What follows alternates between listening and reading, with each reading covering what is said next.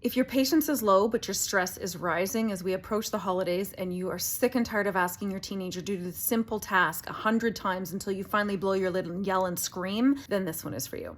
Number one, I understand you yell and scream because you feel unheard and disrespected. Totally get it. The problem with that is when you reach yelling and screaming, what you're teaching your teenager to do is ignore you until you end up yelling and screaming.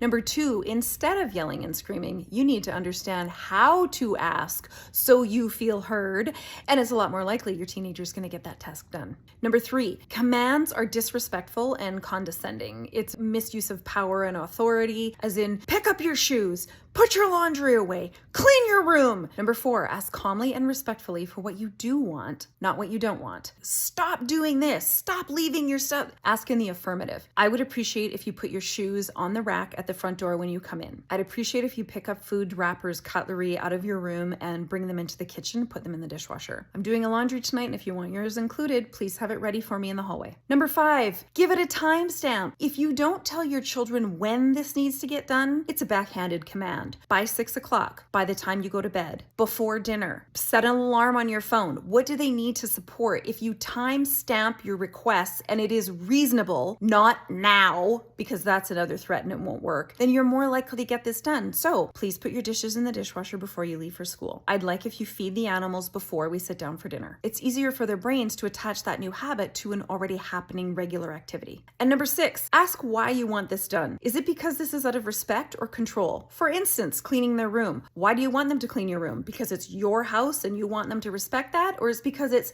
their private space and you're just wanting to avoid damage like mold and things from food or drink? Remember that compliance to your authority is not respect, and commanding it doesn't get you any. Number seven, the one you probably asked through this whole thing is, but what if they don't do it?